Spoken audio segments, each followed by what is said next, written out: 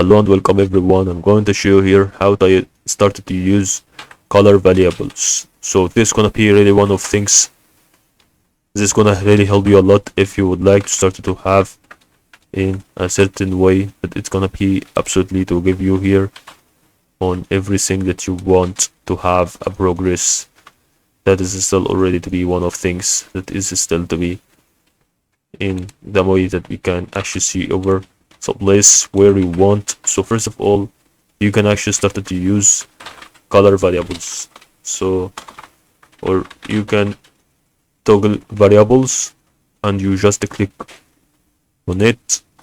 Then as you can see, you can create a color variable, and now you can actually use this color variable to a certain things. So for example, I use that the color variable, it's really about to give you here a certain collection of colors that you have just saved to add it to a certain squares or a certain shapes or a certain frames.